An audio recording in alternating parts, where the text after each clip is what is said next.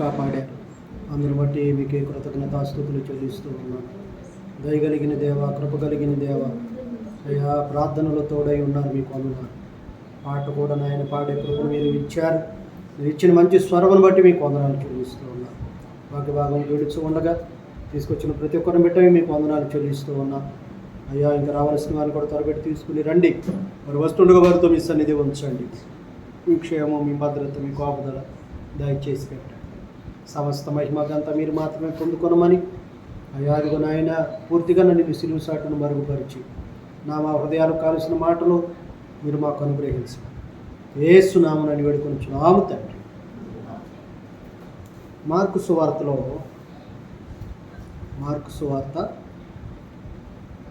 4వ అధ్యాయం 12వ వచనంలో ఒక మాట మనం చూసుకుందాం. వెలుపట నుండి వారు ఒకవేళ దేవుని వైపుకి తిరిగి పాప క్షమాపణ పొందుదురని వారు చూచుటకైతే చూచియు కనుగొనకను, వినుటకైతే వినియు గ్రహింపకయు నుండుటకును అన్నియు ఉపమాన రీతిగా వారికి బోధించుచున్నానని వారితో చెప్పెను.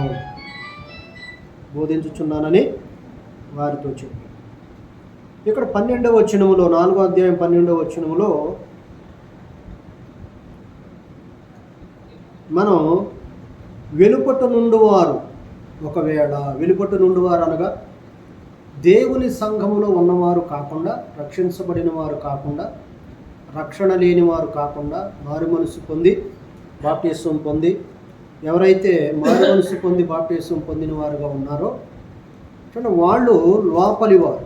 వాళ్ళు లోపల ఉన్నవారు అంటే సంఘములో ఉన్నవారు, దేవుని యొక్క సంఘానికి సంబంధించిన వారు, దేవుని యొక్క సంఘములో ఉన్నవారు. ఇక్కడ వెలుపట నుండి వారు అని అంటే ఎవరైతే సంఘమునికి సంబంధించిన వారుగా లేరో, ఎవరైతే రక్షణ లేకుండా ఉన్నారో వారు వెలుపటివారు.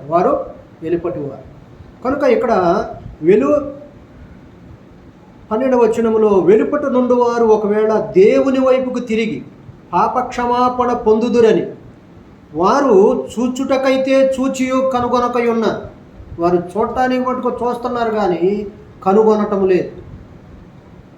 ఒకవేళ వెలుపట నుండి వారు దేవుని తెలుసుకోవాలని, దేవుని దగ్గరికి రావాలని, రక్షణ పొందాలని, దేవునిలో ఎదగాలని, చూడండి దేవుడు ఏదో ఒక మేలు, ఏదో ఒక మంచి, లేకపోతే ఏదో ఒక స్వస్థత, లేదా వారి కుటుంబంలో ఏదో ఒక కార్యము దేవుడు చేస్తే దాన్ని బట్టి అయినా సరే వాళ్ళు వెలుపటనున్నవారు దేవునిలోనికి రావాలని చూడండి దేవుని వైపుకి తిరిగి వారు పాప క్షమాపణ పొందుదురని వారు చూచుటకైతే చూచియో కనుగొనకై ఉన్నారు.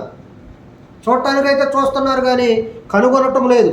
వినుటకైతే వినియు గ్రహింపకయు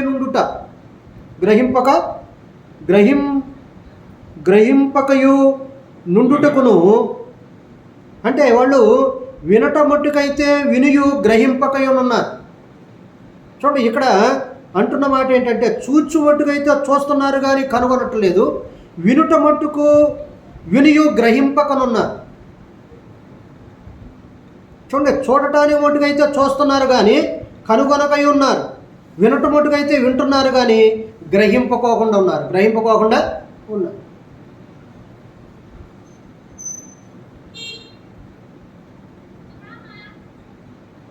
చాలామందిలో ఇదే కనబడుతుంది. ఏం కనబడుతుంది? వినటానికి మట్టుకైతే వింటున్నారు కానీ ఏం చేయట్లేదు.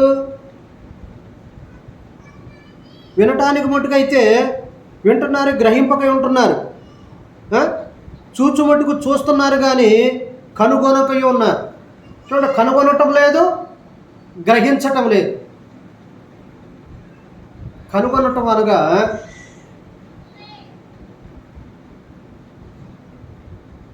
ఏం కనిపెట్టాలి? అందుకని పౌలు భక్తుడు అంటున్న మాట ఏంటంటే అపవాది తంత్రములను మేము ఎరగని వారము కాము. అపవాది తంత్రాలను మేము ఎరగని వారము కాము. ఏమంటున్నాడంటే ఆయన మనం అపవాది తంత్రాలను కనుగొనాలి. మనం అపవాదైన వాడు మనల్ని ఏం చేస్తున్నాడు అనేది మనం కనిపెట్టాలి, గ్రహించుకోవాలి.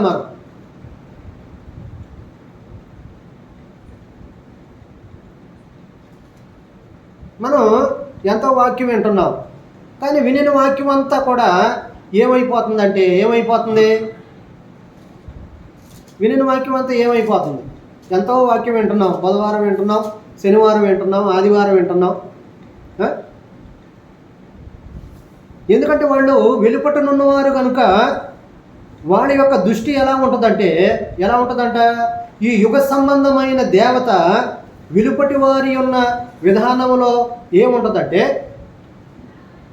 యుగ సంబంధమైన దేవత వారు మనోనేత్రములకు గుడ్డితనము కలుగు చేస్తుంది కాబట్టి వాళ్ళు కనిపెట్టలేరు. నిజంగా దేవునిలో మనం ఎదిగితే లోకములో ఉన్నదంతా కూడా ప్రభువు చెప్పిన మాట ఏంటంటే, శరీర ఆశ, నేత్ర ఆశ, జీవపు డమ్మం, ఈ మూడే ఎక్కువ ఉన్నాయి.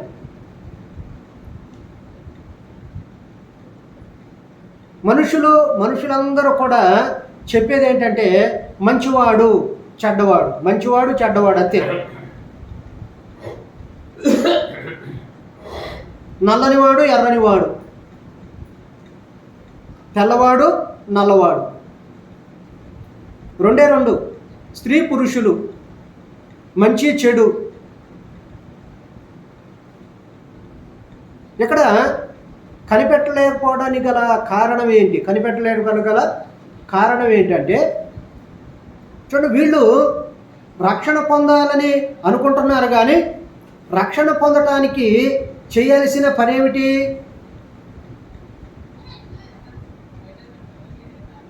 చూడండి, వాక్యాన్ని ప్రభువు అరటికాయ ఒలిసి ఎలాగైతే పెడతారో అలా ఉపమానాల ద్వారా చెప్పాడు. అరటికాయ ఒలిసి నోట్లో పెట్టినట్లుగా ఉపమానాల ద్వారా చెప్పాడు. ఎందుకంటే చాలామందికి అర్థం కాదని ఉపమానాల ద్వారా చెప్పాడు ఆయన. ఉపమానం అంటే ఏంటి? ఇది ఒక గోధుమ గింజ చనిపోతేనే అది అది ఫలిస్తుంది. నువ్వు నీ ఆహారమును నీళ్లలో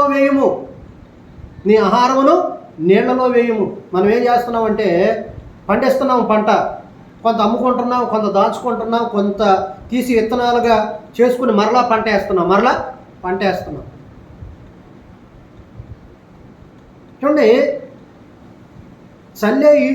చల్లే వరి విత్తనాలు కూడా దంపమడని మెట్టమడని వేస్తారు.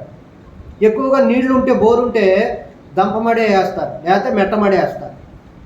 కానీ నిజానికైతే ఆహారం అనేది నీళ్లలో వేయము అని చెప్పాడు ఆయన. చూడండి, దాని వివరముగా చెప్పడానికి గల కారణం ఏంటంటే, గోధుమ గింజ చస్తేనే అది ఫలిస్తుంది, చావకపోతే ఫలించదు అది. అంటే దాని యొక్క రూపము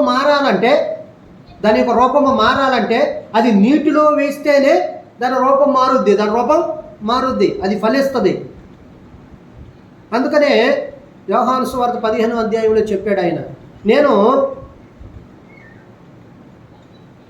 నా తండ్రి వ్యవసాయకుడు. అందుకనే ఒక మాట మనం చూద్దాం. యోహాను సువార్త 14వ అధ్యాయం 15వ అధ్యాయం చూడండి, నేను నిజమైన ద్రాక్షావళిని, నా తండ్రి వ్యవసాయకుడు, నాలో ఫలింపని ప్రతి తీగె ఆయన తీసి పారవేయును, ఫలించు ప్రతి తీగె మరి ఎక్కువగా ఫలింపవలెనని దానిలోని పనికిరాని తీగలను తీసివేయును. ఎందుకంటే వెలుపటనున్నవారు ఎందుకని గ్రహించలేకపోతున్నారంటే వారిలో ఐవిక విచారములు, అంటే కుటుంబ సమస్యలు, కుటుంబ బాధ్యతలు, లేదా కుటుంబంలో ఉన్న అప్పులు, కుటుంబంలో ఉన్న సమస్యలు, లేదా బిడ్డలకు ఉన్న పరిస్థితులు, లేదా వాళ్ళకు ఉన్న ఆర్థిక పరిస్థితులు, లేదా వాళ్ళకు ఉన్న అనారోగ్య పరిస్థితులు, ఇవన్నీ కూడా ఏమవుతున్నాయి అంటే ఆ పరిస్థితులన్నీ కూడా వారి మీదకి పడి వాడు ఏం చేస్తున్నారంటే ఈ సమస్యలనే ముందు పెట్టుకుంటున్నారు. కానీ అయ్యో, నేను దేవుని సన్నిధికి వెళ్ళాను కాబట్టి నాకైతే అది నాకైతే అది చాలా కష్టంగా ఉంటుంది, నాకైతే కష్టమే. కానీ దేవుని దృష్టికి ఒకవేళ నాకు కష్టంగా ఉన్నా సరే దేవుని దృష్టికి అవి చాలా సులువైనవిగా అందుకని అపవాది ఏం చేస్తాడంటే సులువుగా చిక్కులు పెట్టు పాపాలు, సులువుగా చిక్కులు పెట్టి. అందుకని ఆయన ఏమన్నాడంటే నీ పనుల భారము యెహోవా మీద మోపుము. మన పనుల భారం ఎవరి మీద మోపాలి? యెహోవా మీద మోపాలి. చూడండి, అందుకని 12 సంవత్సరాల రక్తస్రావం కలిగిన స్త్రీ కూడా తన దగ్గర డబ్బు ఉన్నంత వరకు ప్రభువు దగ్గరికి వెళ్ళా, ఇల్లు ఉన్నంత వరకు ప్రభువు దగ్గరికి వెళ్ళా, తన దగ్గర వెండి బంగారాలు చిరచరాస్తులు ఉన్నంత వరకు ప్రభువు దగ్గరికి వెళ్ళాల. ఎప్పుడైతే అవన్నీ అయిపోయినాయో చూడండి, అప్పుడు ప్రభువు దగ్గరికి వెళ్ళి ఆయన వస్త్రపు చెంగు మాత్రము నేను ముట్టుకుంటే నాకు స్వస్థత వస్తుందని చెప్పి నమ్మింది. ఏమి నమ్మింది? ఇప్పుడు చాలామంది వచ్చారు మన మందిరానికి, చాలామంది వచ్చారు. ఎందుకని మానేస్తున్నారంటే వాళ్ళకున్న వారిలో వేరు లేనందువల్ల కొంతకాలమే ఉంటారు, కొంతకాలమే ఉంటారు. వారిలో ఏమి లేదు, వేరు లేదు. వేరు పోసుకోవాలంటే ఏం చేయాలి? వేరు దానంతటా అదే వస్తుంది, పోసుకునేది ఇదేం కాదు. చూడండి, వాక్యం, అందుకనే ప్రభువు కూడా అన్నమాట ఏంటంటే వాక్యం వినుట వలన విశ్వాసం కలుగును, విశ్వాసం కలుగుద్ది. మరి వచ్చిన వారిలో విశ్వాసం కలగట్లేదంటే ఎందుకు కలగట్లేదంటే అవిశ్వాస పరిమాణమేమో ఎక్కువ ఉంది, విశ్వాస పరిమాణమేమో తక్కువ ఉంది. అంటే వాళ్ళు దేవుని సన్నిధికి రావడానికైతే వచ్చారు, కానీ వారికున్న సమస్యలు కానీ, వారికున్న ఇరుకులు కానీ, ఇబ్బందులు కానీ, అనారోగ్య పరిస్థితులు కానీ, కుటుంబ సమస్యలు కానీ, అప్పుల భారం కానీ, అవన్నీ కూడా ప్రభువు మీద పెట్టాలి. అయ్యా నువ్వే తీర్చాలి, నువ్వే చూడాలి, నువ్వే ఈ బరువు బాధ్యతను నేనేం చేయలేకపోతున్నాను, మరి తెలిసో తెలియక అప్పులు చేశాను, ఎంత అప్పులు అయిపోతాను అనుకోలేదు, ఇంత గాడకు వస్తుంది అనుకోలేదు, ఇన్ని బాధలు పడతాను అనుకోలేదు, ఎంత తీవ్రతగా వచ్చేసి జనాలు నా మీద పడతారని అనుకోలేదు, ఇంత వడ్డీ పెరుగుద్దని అనుకోలేదు, ఇలాంటి పరిస్థితులు వస్తాయని అనుకోలేదు అని చెప్పి ఎవరికి చెప్పుకోవట్లా? దేవునికి చెప్పుకోకుండా ఏం చేస్తున్నారంటే వస్తున్నారు. ఎవరు చేస్తారు? అయ్యగారు తీరుస్తారా? పాస్టర్ గారు తీరుస్తారా? తీర్చరుగా. పాస్టర్ గారు ఏం చేస్తారంటే క్షుణ్ణంగా ఆయన వివరంగా చెప్పినప్పుడు, వ్యక్తిగతంగా ప్రార్థన చేసేటప్పుడు కొన్ని నిమిషాలు వాళ్ళ కోసం ప్రార్థన చేస్తాడు. మన అమ్ముల గారి కోసం ప్రార్థన చేశాం. ఆమెకి తలలో ఎంతో చిన్న పరిమాణం లేదో నరాల్లో రక్తం అనేది క్లాట్ అయిందండి. క్లాట్ అయితే దేవుడి దయ వల్ల డబ్బులు వెళ్తానికి అయినాయి, కానీ దేవుడు బాగు చేశాడు. ఎందుకంటే సులువుగా చూడండి, నిజానికైతే అలా అయితే లక్షలు ఖర్చు పెట్టాలి. కానీ నిజానికి దేవుడి దయ వల్ల చూడండి కొంత ధనం వలన ఆమె మరలా చూడండి సజీవురాలుగా మరలా ఇంటికి రావటం కానీ, లేకపోతే మన సంఘంలో మరలా రావటానికి కానీ దేవుడు ఇలుగా ఉంటే రేపు వస్తానని చెప్పింది. కనుక దేవుడు ఎన్ని కార్యాలు చేస్తున్నాడు? అందుకనే దేవుడిని మనం ఏం చేస్తున్నామంటే మనం ఆయన కార్యాలు చేయగలిగిన వాడు. ఆయన అసమర్థుడని మనం అనుకుంటున్నాం, కానీ చూడండి ఆయన ఏమన్నాడంటే నాకు అసాధ్యమైనది ఏదైనా ఉందా? ఆయనకు అసాధ్యమైనది ఏదీ లేదు, సమస్తము సాధ్యమే. సమస్తము నమ్ముట మీ వలనైతే ఆయనకు సమస్తము సాధ్యమేనని చెప్పాడు. కానీ వెలుపటనున్నవారు రక్షించబడాలంటే వినమట్టుకైతే వింటున్నారు, కానీ వారు కనుగొనటం లేదు. చూడండి, అందుకని ఆయన చెబుతున్న మాట ఏంటంటే చూడండి, వారు చూచుచు కనుగొనకై ఉన్నారు, వినుట మట్టుకు వినియు గ్రహింపకై ఉన్నారు. కనుగొనటం లేదు వాళ్ళు. అయ్యో నేను వెళ్ళాను, దేవుని సన్నిధికి వెళ్ళాను, మరి ఏం కనుగొన్నాను నేను? అందుకని ఆయన అన్నాడు, అడుగుడి మీకు ఇవ్వబడును, తట్టుడి మీకు తీయబడును, వెతుకు ప్రతివానికి దొరుకును, నన్ను జాగ్రత్తగా వెతుకువారు నన్ను కనుగొందురు.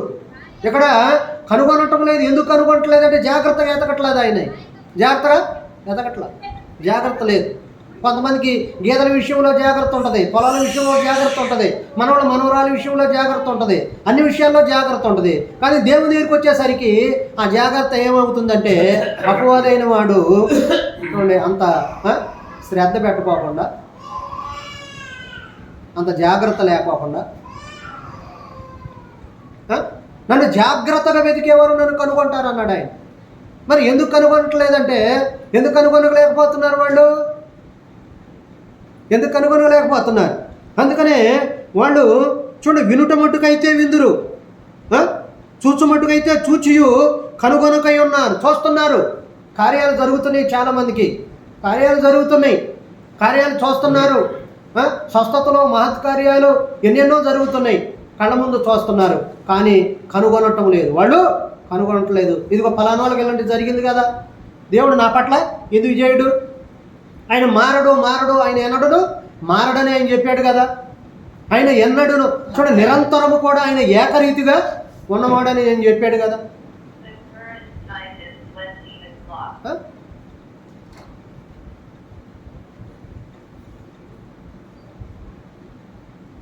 ఆయన ఎప్పుడు కూడా మారడు, ఆయన మారే దేవుడు కాదు కదా.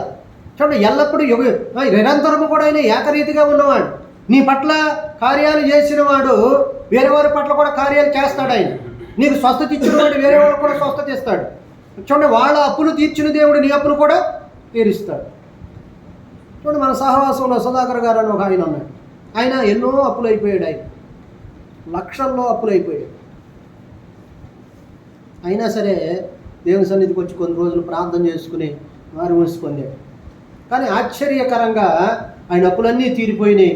ఇప్పుడు మంచి వాళ్ళ పిల్లల్ని మంచి చదువు చదివించుకుని వాళ్ళ పిల్లలు ఇతర స్టేట్స్లో, ఇతర దేశాల్లో ఉండి జాబులు చేస్తున్నారు. ఇప్పుడు వాళ్ళ కుటుంబం ప్రశాంతంగా ఉంది, వాళ్ళ కుటుంబం ఆనందంగా ఉంది. ఒకప్పుడు తనకే తన భార్యకి వచ్చిన జీతం కూడా ₹1,00,000 వచ్చేయండి అప్పట్లోనే, 40 సంవత్సరాలు 30 సంవత్సరాల క్రితం, 35-40 సంవత్సరాల క్రితం. అప్పట్లోనే అంత జీతం వస్తే ఎలా బతకొచ్చు? నిజానికి మేము మేము ట్రైనింగ్లో ఉన్నప్పుడు ₹1000 ఉంటే ఎంత చక్కగా బతికేవాళ్ళం. ₹1000 25 సంవత్సరాల క్రితం ₹1000 మా కుటుంబం జరగటానికి. ₹1000 ఉంటే 10,000 ఉన్నట్టు ఉండేది. కానీ ఇప్పుడు 10,000 ఉంటే ₹1000 కూడా ఉండట్లేదు. నిజంగా భక్తిలో ఉన్నప్పుడు ఉన్నదానికి భక్తిలో లేని దానికి చాలా డిఫరెన్స్ ఉంటుంది, చాలా తేడా ఉంటుంది. ఎవరైతే ఆత్మీయంగా ఉంటారో వాళ్ళకి దేవుడు జ్ఞానం ఇస్తాడు, ఆ పరిస్థితులు ఇస్తాడు. నిజంగా మా పిల్లలకైనా సరే అనారోగ్యాలు చాలా తక్కువ. ఎందుకంటే మేము అక్కడే ఉన్నాం, దేవుని సన్నిధిలో ఉన్నాం కాబట్టి, దేవుని పరిచర్యలో ఉన్నాం కాబట్టి, ట్రైనింగ్ అవుతున్నాం కాబట్టి, నిజంగా పిల్లలకి అలాంటి ఇబ్బందులు వస్తే నిజంగా మేము ట్రైనింగ్లో కూడా ఉండేవాళ్ళం కాదు. ఎందుకంటే ఎంత చెట్టుకు అంత గాలి అన్నట్టుగా దేవుడు కూడా ఏంటంటే మనకున్న పరిస్థితులను బట్టి అవన్నీ కూడా సమకూర్చేవాడు. ఆయన సమకూర్చేవాడు. ఉన్నవి లేనట్టు, లేనివి ఉన్నట్టు చేసేవాడు.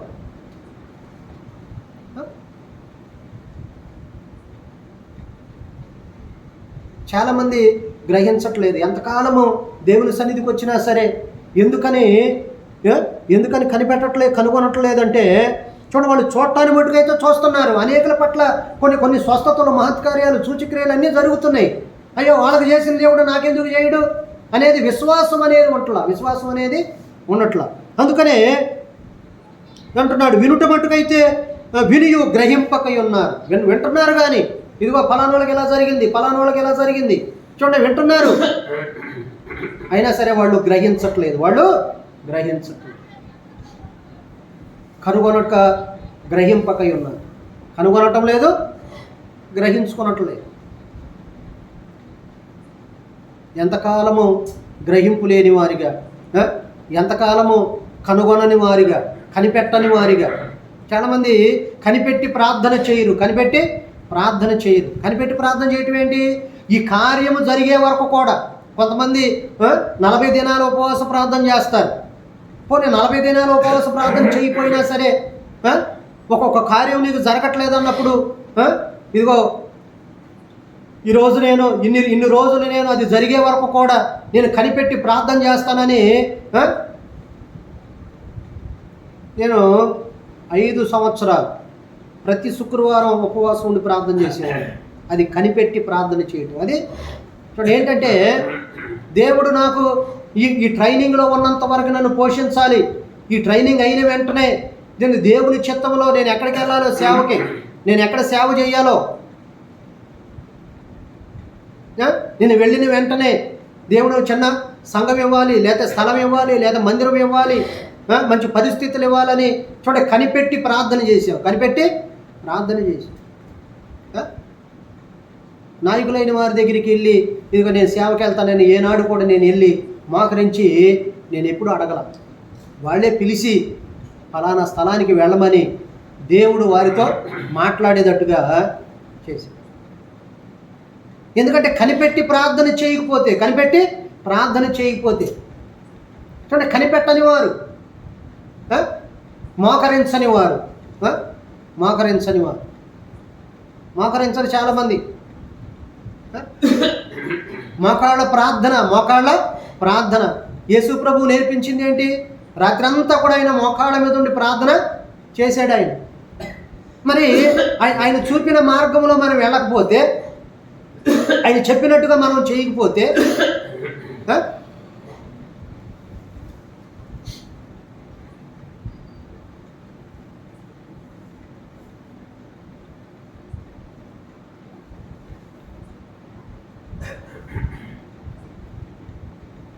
కనిపెట్టి ప్రార్థన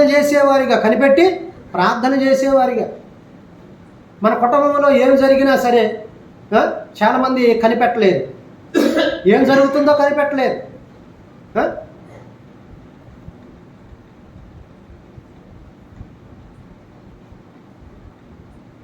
చూడండి, కనిపెట్టినా సరే కొన్నిసార్లు ఏమవుతుందంటే మనకున్న బలహీనతో, భక్తిహీనతో, ప్రార్థనహీనతో దేనో ఒక విధంగా ఏమవుతుందంటే అపవాదైన వాడు మనకి మొబ్బును కలుగు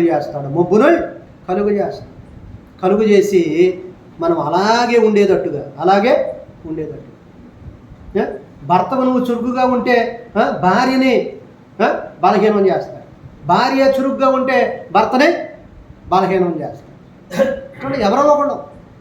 ఇప్పుడు అవ్వ ఆదాములైన వారు చూడండి, బలహీనమైంది ఎవరో? అవ్వ. తినొద్దన్న పండు తినేసి తన భర్తకి తెచ్చేసింది, తన భర్తకి తీసుకుని వచ్చేసింది. అదేంటమ్మా, ప్రభువు చెప్పాడు కదా తినొద్దని, నువ్వెందుకు తిన్నావు ఇవి అన్న మాట అనలేదు ఆయన. అనలేదు, అక్కడ ఉపయోగించలేదు ఆ మాట. దేవుడు చెప్పాడు కదా ఇది తినొద్దని.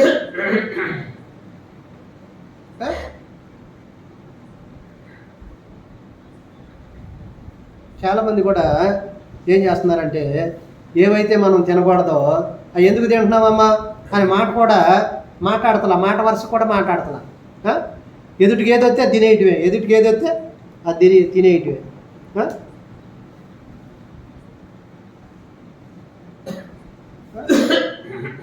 ప్రతి వారంలో ఒకరోజు 1 గంట సువార్త పరిచర్యకి రమ్మంటే కొంతమంది మన రానన్నారంట. మరి ఎవరు? మరి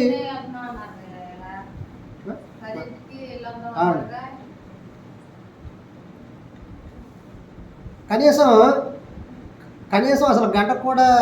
ఇప్పుడు 10 మంది కన్యకలు ఉన్నప్పుడు ఆయన చెప్పింది ఏంటి?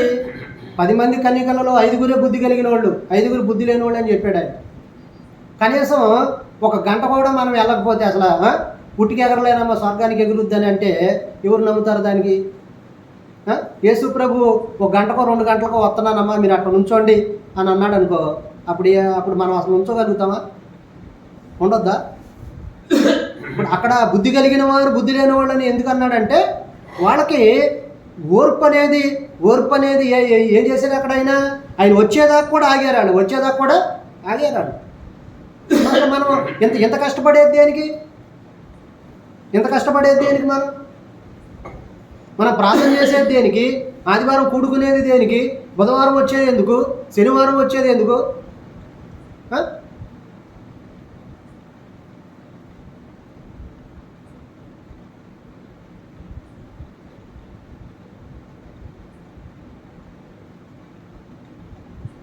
క్రెడిట్ పనులకు వెళ్తారనుకున్నాం మళ్ళీ ఇంకోసారి ఎవరు కూడా దానికి ఇచ్చేది.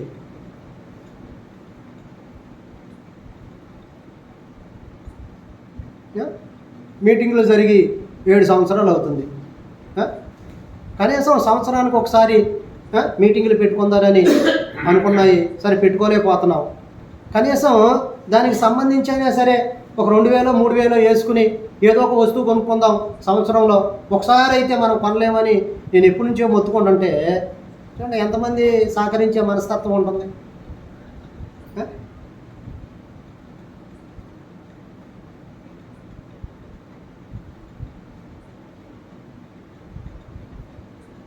ఎంతమందికి సహకరించే మనస్తత్వం ఉంటుంది.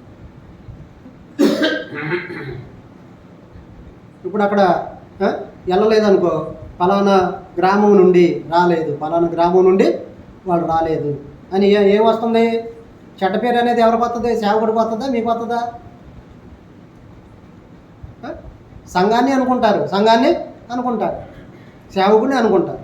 ఆయన చెప్పి తీసుకురాలేకపోతున్నాడా, వాళ్ళైతే ఆ మాట వింటలేదు వాళ్ళు అనేది ఎవరికి వస్తుంది? కనుక మనం ఇక్కడ వెలుపటనున్నవారు ఎవరైతే వెలుపులుగా ఉన్నారో, ఎవరైతే సంఘానికి వెలుపులుగా ఉన్నారో, రక్షణ లేకుండా ఉన్నారో, రక్షణ పొందని వారిగా ఉన్నారో వాళ్ళు గ్రహించట్లేదు, కనుగొనట్లేదు. ఎందుకనంటే ఇవే సంఘములో జరిగే విషయాలని గ్రహించుకోకుండా, కనుగొనుకోకుండా, కనిపెట్టి ప్రార్థన చేయకోకుండా మీరు ప్రార్థన చేసినా చేయకపోయినా సరే ఎవరైతే రారో వాళ్ళ కోసం నేను మనసులో ప్రార్థన చేస్తూ ఉంటా. ఎందుకని ఈరోజు వాళ్ళు రాలేదు?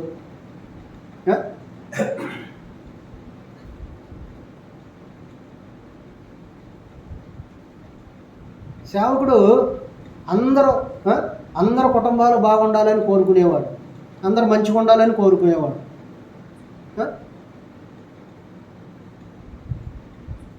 చూడండి ఎవరైతే రాలేదో అది ఆదివారం రాపోయినా, బుధవారం రాపోయినా, శనివారం రాపోయినా మనం ఏం చేయాలంటే ప్రార్థన చేయాలి. ఏం చేయాలి? ప్రార్థన చేయాలి, కనిపెట్టి ప్రార్థన చేయాలి.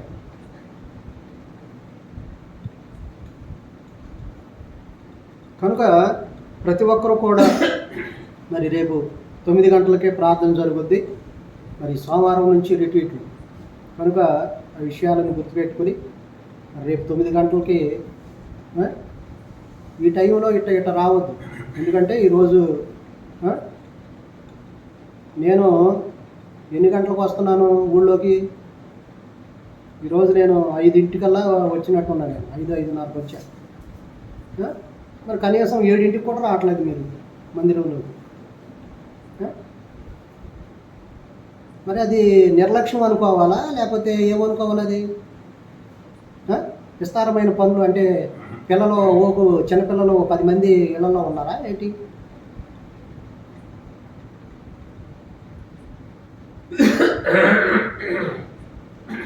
ప్రార్థన జరిగేది ఎంతసేపు జరుగుతుంది? గంటన్నర సేపు జరుగుతుంది ప్రార్థన. ఆ గంటన్నర కూడా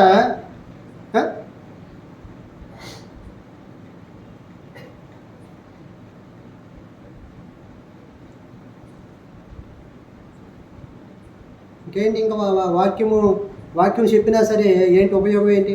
బుధవారం వచ్చి వాక్యం చెప్పినా, శనివారం వచ్చి వాక్యం చెప్పినా, ఆదివారం వచ్చి వాక్యం చెప్పినా, ఇక మీ విధానం అనేది మార్చుకోకుండా అలాగే ఉంటే ఇంకా వాక్యం చెప్పిన ప్రయోజనం ఏంటి?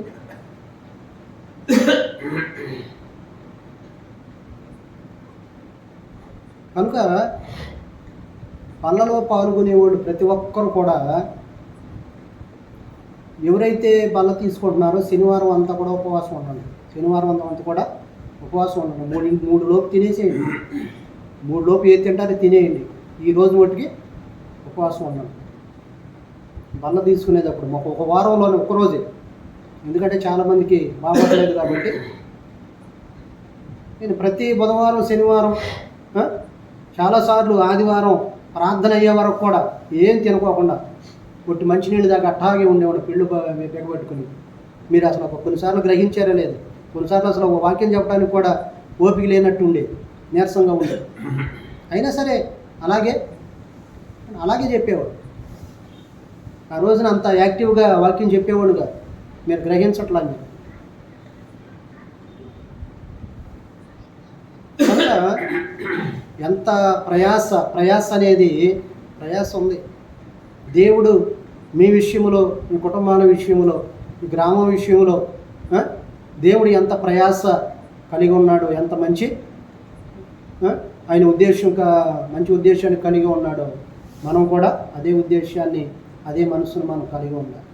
కనుక ఇప్పటికైనా సరే కనుగొనండి, గ్రహించి దేవుడు నీ పట్ల, నీ కుటుంబం పట్ల, నీ బిడ్డల పట్ల చేసిన కార్యాలను గుర్తుపెట్టుకుని దేవుడే నాకు చేస్తాడని నమ్మి విశ్వసించి ఇంకా స్థిరమైన విశ్వాసంతో ముందుకు సాగటానికి ప్రయత్నం చేయండి. ప్రార్థన చేసుకుందాం. పరిశుద్ధుడు గురుడు గొప్ప దేవుడు, మీకు వందనాలు. ఈ సమయం వరకు ప్రభువా మీరు మాకు తోడై ఉన్నారు. మీ క్షేమం, మీ భద్రత, మీకు వాగ్దానాలు దయచేసి మమ్మల్ని విడిచిపెట్టవద్దు, త్రోసివేయవద్దు, దాటిపోవద్దు, మర్చిపోవద్దు. అయ్యా ఇదిగో కనుగొనలేకపోతున్నాం, గ్రహించలేకపోతున్నాం. కనుక ప్రభువా నాయన మీ యుగ సంబంధమైన దేవత అవిశ్వాసుల యొక్క మనోనేత్రాలకి గుడ్డితనము కలుగు చేసినందువల్ల వాళ్ళు గ్రహించలేకపోతున్నారని అయా మీ వాక్యం సెలవిస్తుంది. కానీ రక్షించబడిన మేము కూడా గ్రహించకపోతే, కనుగొనకపోతే అయ్యా ఇదిగో ప్రభా అది మాకు మంచిది కాదు కదా. జ్ఞాపకం చేసుకొని తీసుకొచ్చిన బిడ్డలందరినీ కూడా మీరు దీవించండి, ఆశీర్వదించండి. అయ్యా రేపు ఉదయకాలం 9 గంటలకే జరిగే ఆదివారం ఆరాధనలో గొప్ప జయములు దయచేయండి. రావాల్సిన వారిని సకాలంలో సన్నిధి తీసుకురండి. అయ్యా ఎండ తీవ్రతను తగ్గించండి, చల్లటి గాలులు పంపించండి. మీకు వందనాలు చెల్లిస్తూ ఉన్నాం. అయ్యా అదిగో చిన్న బిడ్డలు, యవన బిడ్డలు, పెద్దవారిని నాయన పేరుని మీరు అయ్యా దర్శించి మాట్లాడి ప్రభా అదిగో నాయన సకాలంలో అయ్యా మీ సన్నిధికి తీసుకురమ్మని మీ పాదాలు పట్టుకుంటూ ఉన్నాం. మీ ప్రార్థన ఆలకించండి, మీ ఆశ్చర్యకార్యాలు జరిగించండి. అయ్యా ఇదిగో మమ్మల్ని విడిచిపెట్టవద్దు, త్రోసివేయవద్దు, దాటిపోవద్దు, మరిచిపోవద్దు. మా పట్ల గొప్ప కార్యాలు చేయండి. అయ్యా ఇదిగో కనుగొనే కృపను, గ్రహించుకునే ఆ గ్రహింపును మాకు దయచేయండి. అయ్యా ఇప్పటికైనా సరే మేము అయ్యా కనుగొనే కృపను దయచేయండి. మీ సన్నిధిలో అయ్యా ఇదిగోనైనా కనిపెట్టి ప్రార్థన చేసేవారిగా చేయండి. ప్రార్థన ఆలకించమని, అయ్యో నన్ను క్షమించమని.